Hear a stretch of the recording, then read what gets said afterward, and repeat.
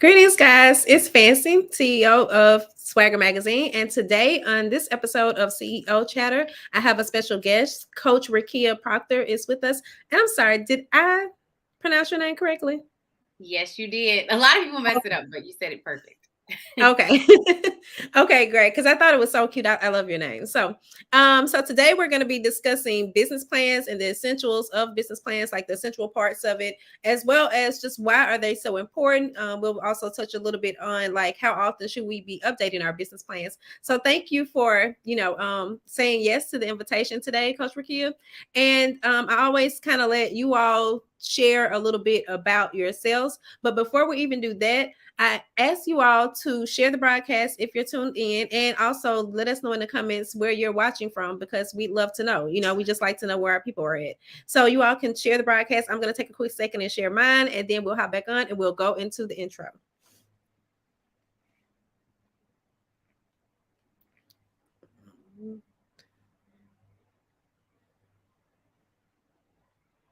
Okay, and it would just be that my luck today, Facebook is not allowing me to share. But either way, it'll be okay. So thank you all for tuning in, and thank you again, Coach Rakia, for being here with us. So tell our audience a little bit about who you are for starters. Yes, so as of right now, I am a business coach, a serial entrepreneur. I am someone who started off, I was a mom. I became a mom at 20, and I went right into corporate America because, of course, that's what everyone tells you you're supposed to do is go just find a job and work your way up. And that's just how everyone is supposed to be successful. I did that for a while to sustain, obviously, my lifestyle and my children. And then I slowly noticed that, this just wasn't for me. I noticed that my talents and what I really love to do was really not being utilized well within the corporate realm. So I decided, you know what? I'm going to do something different. It took a lot of nights where I could have been sleeping, but I was planning and I was prepping myself and deciding what I really want to do. Really sitting down with, okay, learn this, figure this out. I tell people a lot of times that everything that I teach people is really things that I've gone through myself. Everything is self-taught. It's not that I went to someone and they gave me all these skills and now I'm teaching them to other people. No, I really sat down with these things and I figured them all out. And it got me to this point of saying, you know what, I have all this information. There's really no reason for me to gatekeep. So how can I help uplift others and build platforms for other people to see that they don't have to do what everyone else tells them to do. You can live through your passions. I love that. And now, just also to be clear, so you had a business prior to becoming a business coach. Is that correct? I mean, I know you were also in corporate America, or I'm just curious about that when you were saying like how you learned those things. So you also had another business as well, or is this the same within the same business? No, so I've always had my business coaching, even while I was working in corporate America. Simply Okay. because it was something I always did. So I always found myself in those circles of other people would talk about a business, and I'm like, what are you talking about? What is it that you're trying to do? It's almost like my ears, they start burning, and I'm like, okay, this is a conversation I'm supposed to be in. So I've always been that type of person. And then when I decided that I wanted to actually make it a career, I still did it on top of working my corporate job because obviously I'm sure everyone understands, when Mm. you have that secure job, you're like, no, I'm not leaving this right now. I can just do something else on the side. So I still did both. And I've kind of always had that. I had a salon that I did have for 4 years in the western suburbs. I had that for a while, just trying to figure out how to bridge that gap for beauty professionals in the business realm. Um, that went well for a while, but then it just, like I always tell people, like we're going to talk about with the business plans, you have to make sure everything still aligns well, like with what you want things to do and then what is actually happening. And if they don't align anymore, maybe it's time to transition. So it was just a little bit of a transition period with that one, but the coaching is still full blown. And then I have some other stuff that I manage and I own on the back end, but that's just me. Oh, gotcha. I was just curious, because I also had noticed that you said you were a serialpreneur. So I was like, okay, Mhm. well, what other businesses does she have? Got you. So, I'm just also curious, how would you describe your ideal client? My ideal client would be someone who really has a firm grasp in what they want to do and really has a firm grasp in what they're passionate about. So I completely understand that everyone doesn't necessarily understand the path to get to where they want to go. But Mhm. I'm really big on when you come and sit down with me, you at least know what you're passionate about. You at least know the things that literally make you burn inside, that say, this is what I love. This is what I could do for the rest of my life, whether no one pays me, regardless. This is what I love to do. If you have that, we can work with it. And so for me, a lot of times I'm dealing with people that are trying to establish the framework. They're trying to say, you know what? Maybe I have one location, but I'm trying to get to 3 or 4. How do I do that? How do I expand the brand? How do I get it out to this different outlet? Or how do I get a different market to understand my value? Things like that. But for me, my ideal client is someone who really comes in with that passion. I'm not afraid to tell people if it doesn't align. If you're looking for a business coach, and I tell people all the time, every business coach is not for everybody, Yeah. and that's just facts. But if what you're looking for is someone that's just going to constantly tell you, hey, I make $1 million every single day, I can show you how to do it in a week, then I'm not the coach for you. And I have no problem telling you that I'm not the coach for you. But if you are someone that you know what you want to do, you know what you're passionate about, and you really want someone that's going to give you the tools and the strategies that you can use on a daily basis within your business, then you are my client. I definitely work with people on giving you the actual, not what everyone's gonna frill you with on social media or tell you is going to work, even though every system doesn't work for everybody. No, I'm gonna get right into what you actually do and figure out those systems for you. Gotcha. So, now let's get into the business plan because I'm certain that's why many of you all are here. Also, before we do that, I just want to acknowledge some of the comments that we've had. So, hey, Swagger fam, thank you, Facebook user. Greetings, Aaron Pitt, who said good afternoon, ladies, and Clarissa Newberry Lane said hello, ladies. So, I just want to make certain we also speak to those people. Thank you all for tuning Hello. in. And now, about the business plan. So, what makes the business plan so important? So I will say for me, when I decided to make a business plan, the very first one that I ever made, I made it while I was still working my corporate job and before I officially said I want to actually incorporate a business of my own. For me, when I created it, it was a way for me to organize my ideas. So I'm really big on organization. My kids think I'm a little OCD because I love things to be organized. You know, those TikToks where everything's organized. I will watch them for days. I'm not ashamed. But I feel like a business plan is really good for getting everything aligned. Now, if you want to give it to a bank, if you want to give it to an investor, yes, there's a way to do it that way. But I feel like business plans, they help you to really understand what it is you want your brand to do. Because a lot of times people will say, I know what I sell. And then I'll say, okay, but what's the brand? What exactly is the brand? What does the brand want to do? Who is it trying to reach? What gaps does it fill in the market? When you ask all those questions, if you really look at a thoroughly planned out business plan that really has all the meat and potatoes it's supposed to have in it, it answers every single one of those questions. There is never a doubt in your mind as to what that brand is, what it stands for, where did it come from, what is it doing now, where is it going, what are the projections, all of that. It's in your business plan. So I always encourage people to, number one, do one just to really get everything together. I get so Mhm. many people that are like, I don't know, I'm all over the place. I kind of know this and I kind of know that. Then write a business plan. No one says it has to look a certain way if you're the only one looking at it. No Right. one says that. But each one of the sections in your business plan goes over a different thing. And once you just take one chunk at a time and say, okay, whether it's, let's just say, the products and services section. If you take that one and you say, okay, these are the products that I sell, if you have tangible products, if there's something like, let's say, skincare, what are the ingredients in them? What are the benefits to them? it really forces you to sit down and analyze what you have, which Mhm. I don't see how that would be detrimental in any parts of your business. If you're selling, now you really understand your product. Now people will trust you because you're able to really talk about the ingredients in your product. You're able to talk about the benefits it has to people. So I always tell people it's really good to do those business plans because it really helps you to organize everything. And that's what I did when I first did one. And now, would you say that there's a certain stage where the plan needs to be written? Because I mean, I've heard that it can be written at any point. Of course, you think ideally that you might want to do it at the beginning, but I know that sometimes things don't always work out that way. So for those who might be wondering about that, like, oh, am I past that stage? What would you say to those people? I would say that there's never a bad time to do one. Let's say you've been in business for 15 years and you've never written one, you can still write one. There's nothing wrong with that.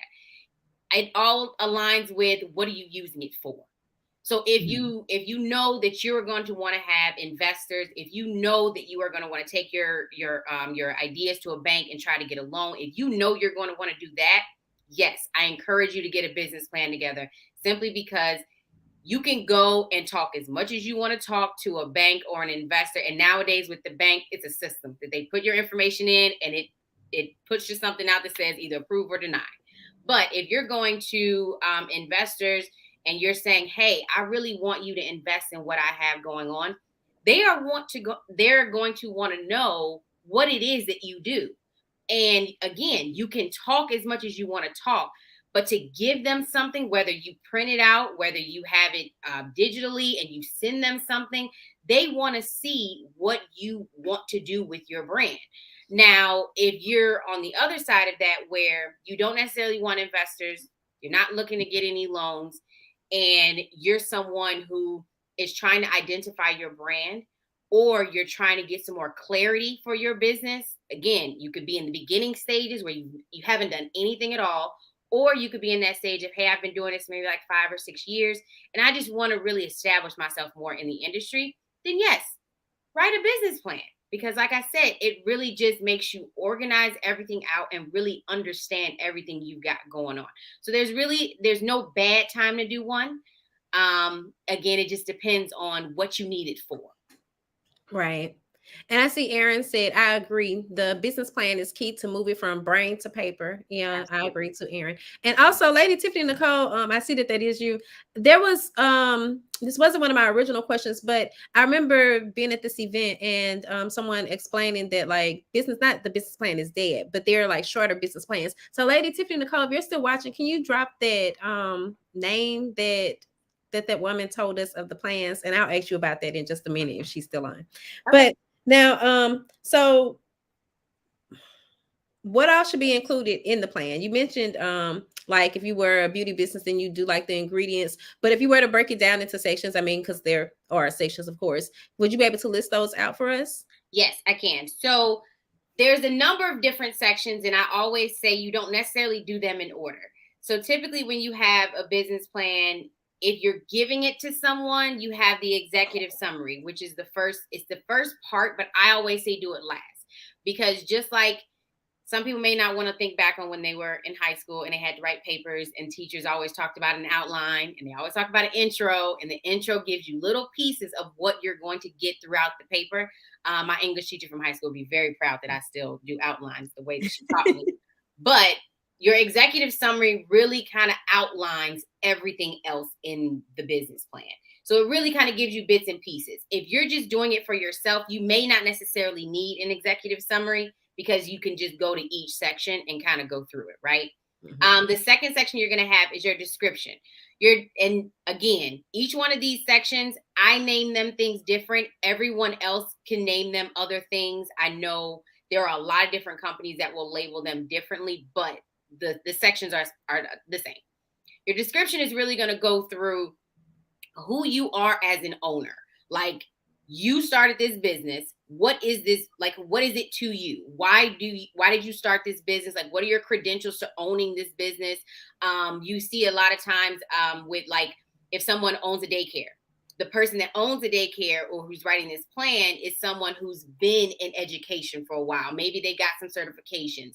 Maybe they went to school for a certain thing, or, they had a few jobs that, okay, I have some tenure here, and this is what qualifies me to do this.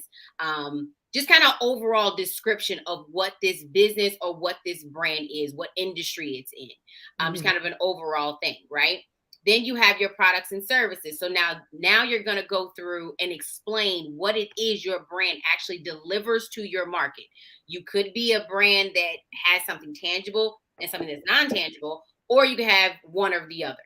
But you want to be able to explain, this is what I give to people, what or give to companies if you're like a business to business type of organization. You want to be able to explain it thoroughly.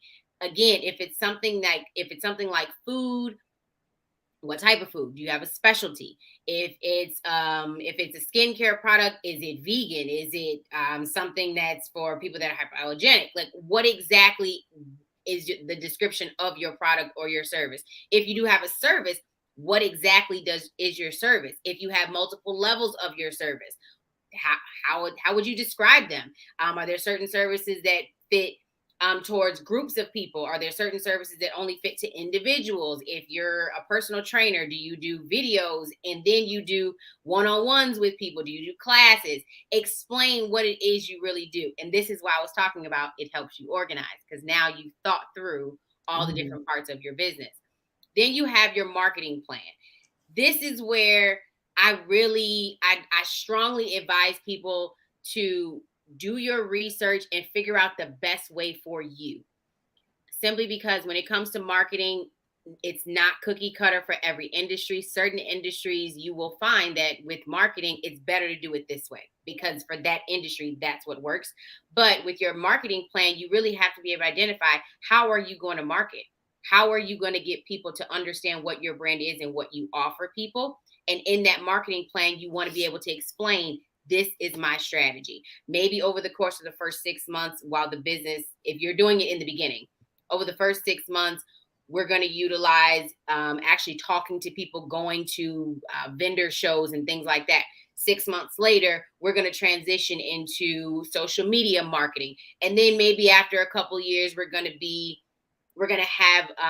sponsorships for other events that are going on within our neighborhood or in our community. Be able to explain what your marketing plan looks like and be able Mhm. to make it realistic. Like, if it doesn't make sense for you to sponsor $10,000 a month for a big event that goes on every year, don't say that's what you're going to do in the first 6 months of opening your business if you don't have the funding for it, right?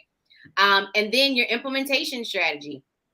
Now, your implementation strategy is really how exactly your organization is ran. So sometimes it looks a little more complicated if you're a bigger company. So that section may look a little bit more detailed if your plan spans a long time. So typically, when I write business plans, my sweet spot is about 5 years. So I like to plan out a 5 year plan. Typically, if you have an organization and you're thinking of growing over a span of 5 years, you more than likely are going to have different levels of management.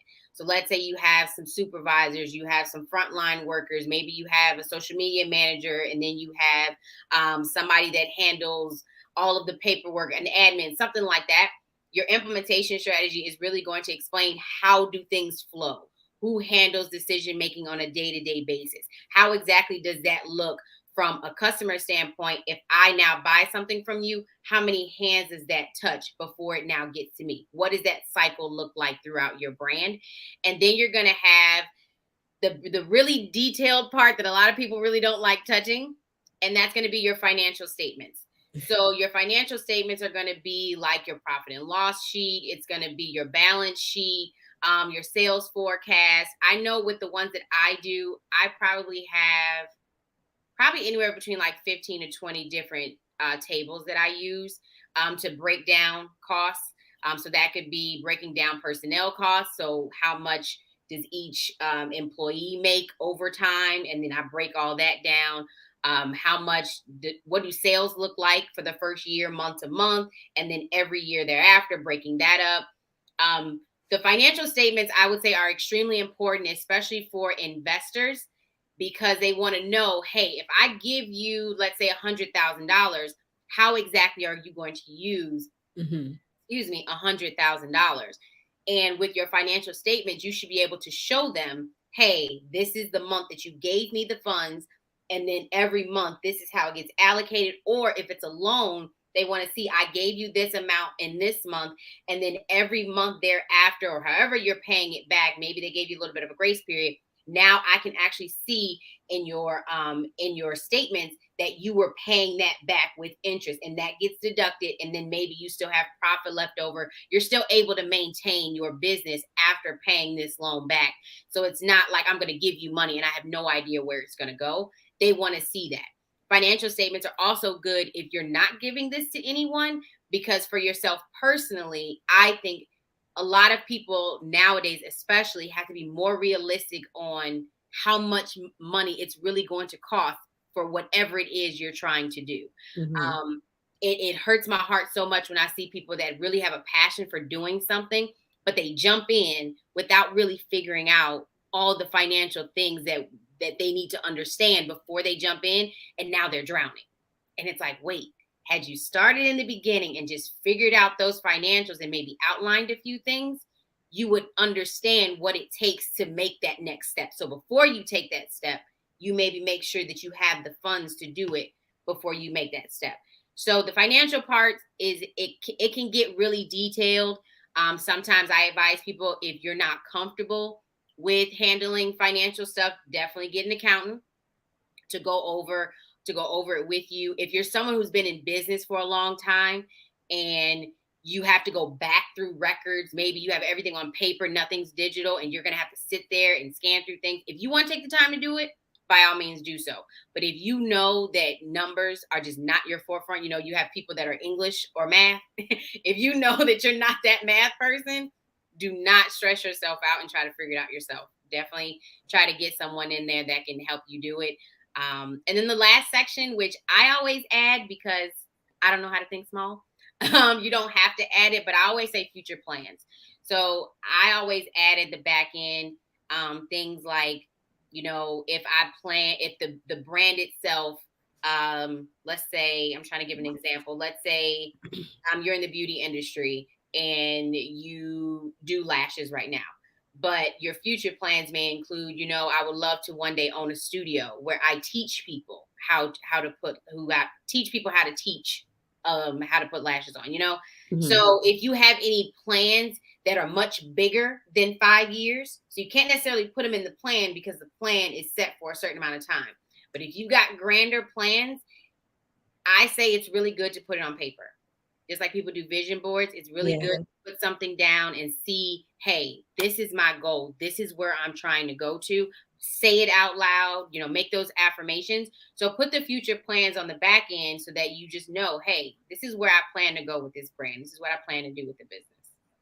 Got it. So, guys, just to recap those, the different parts of the business plan or the different sections that Coach Requia suggested is executive summary, description, product and services, marketing plan, implementation strategy, financial statements, and the last one was future plans, which she says is optional. But I do see, reason why people should do that, especially if you have bigger plans than what you're working on currently. So, also, I want to acknowledge that Aaron asks, would you say an emergency exit section is important in business plan? Example like unexpected shifts, health, pandemics, etc. Do you understand her question? I do. When you're making your plan, I guess it would just depend on what you're using the plan for.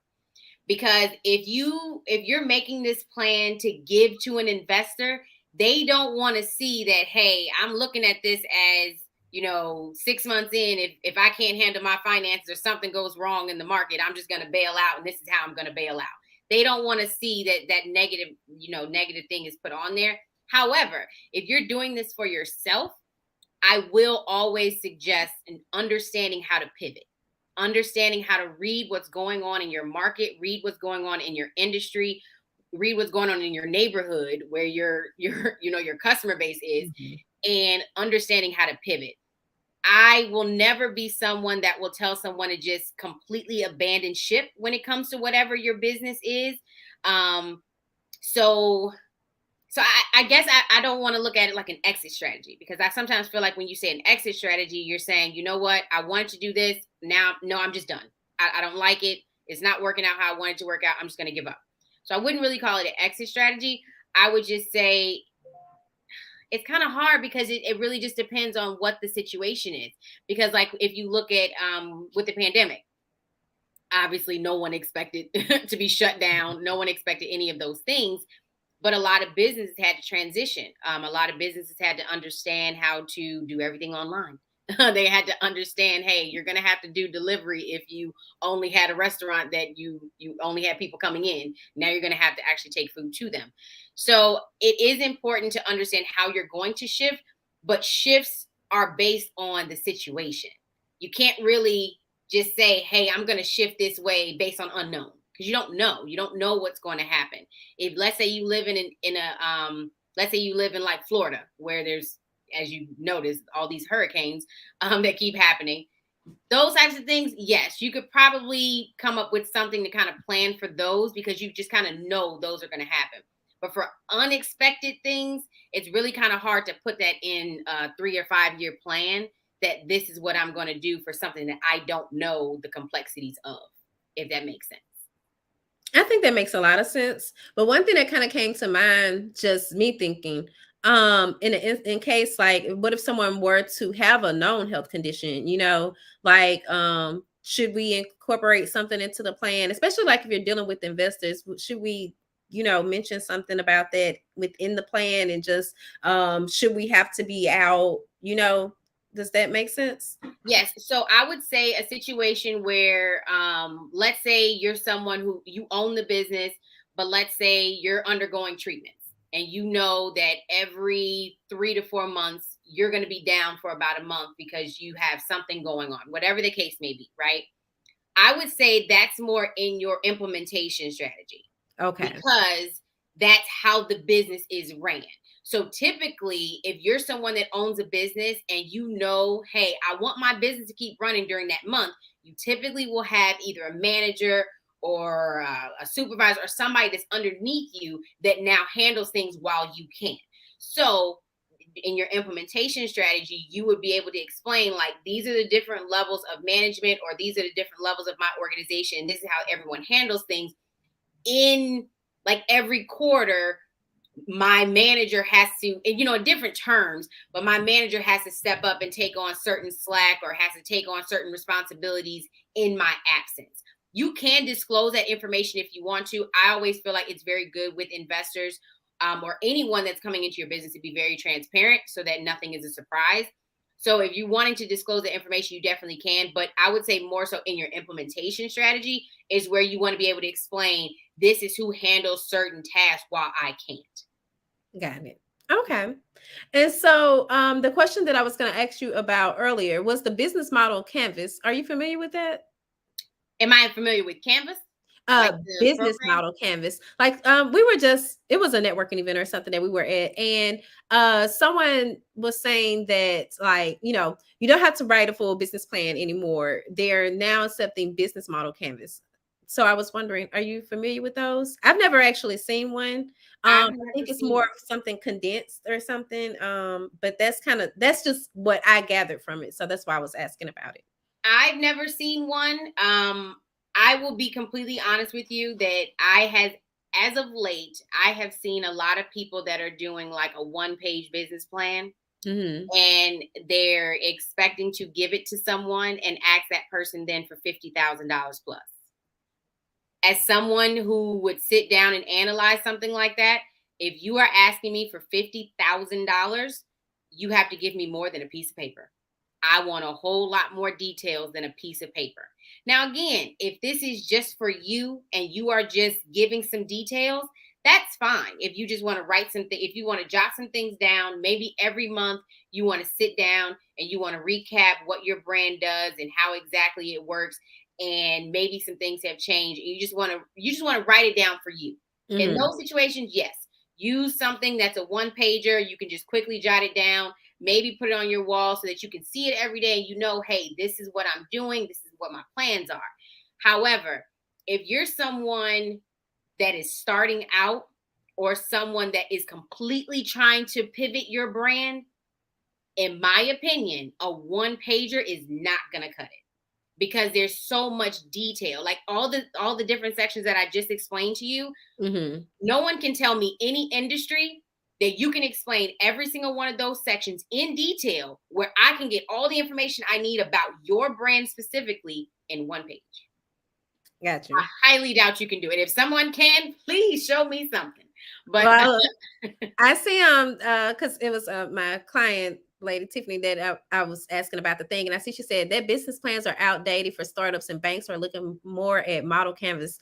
I just read up about it on Forbes. It's still fairly new, so I guess we'll see then. But I do yeah, understand, like, because all of what you described was, that is very detailed, so it does take some time to get all of that together. And I know for me, I know I couldn't possibly do write a business plan for my business within one page. It would be much longer than that, but that makes a lot of sense. So how often do you think that one should revisit their business plan? in my opinion, I would say quarterly. So I say it's a good idea to look at it quarterly because let's say you make it in January.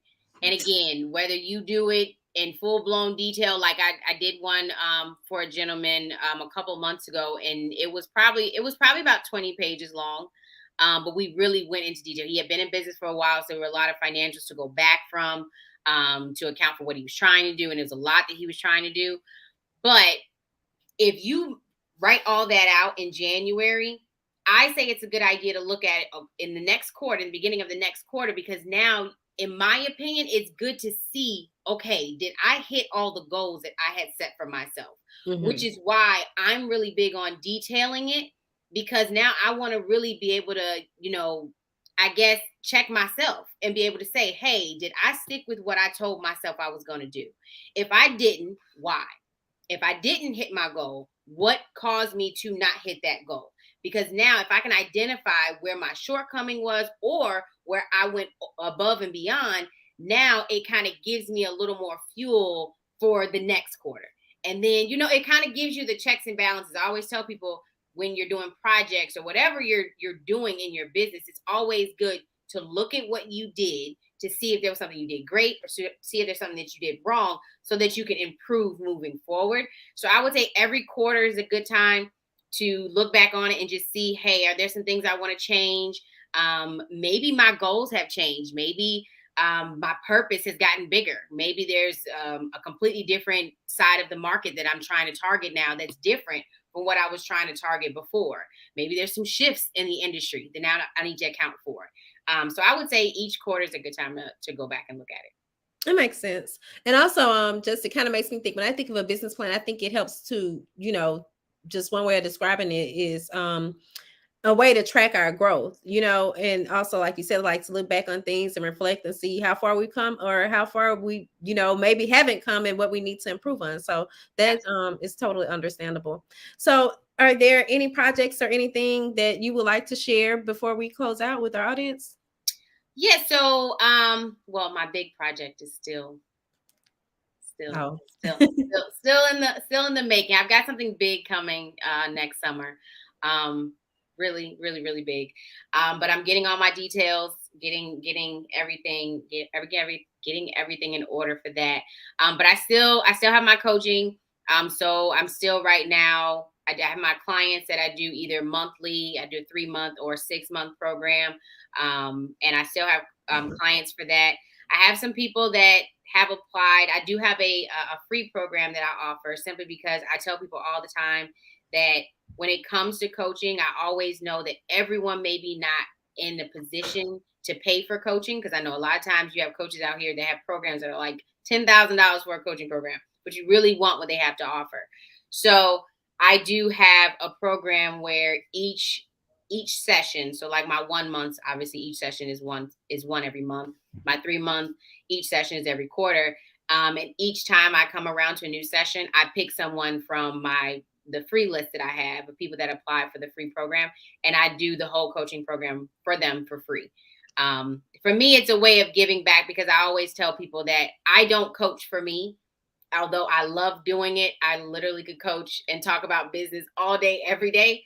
I genuinely do it because I want other businesses to grow. I want to see other people living through their purpose, and living through their passions. So I always say I have to find a way to give back, and find a way to give to people when I have something that they need.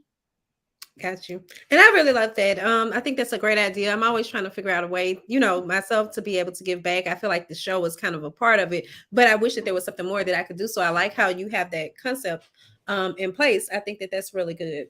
So guys, if you all are looking to follow Coach Requia, you all can visit her website at www.requia, that's Requia Proctor, Proctor.com, as well as she's on Instagram at Coach Requia Proctor, which is word coach spelled out, and her name Requia Proctor.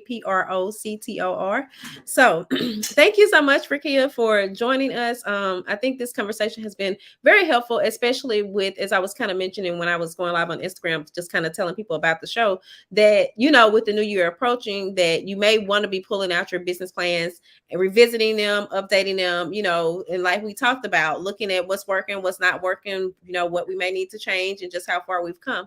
So I greatly appreciate you coming on and sharing that information with us. And I hope that, that you all will reach out to her if you have further questions. You can follow her on Instagram, or there is the program that she mentioned. Of course, we would love for you all to be a paid customer, but there is the other option that she mentioned. So there's an opportunity there for you guys as well. So thank you so much, Requia.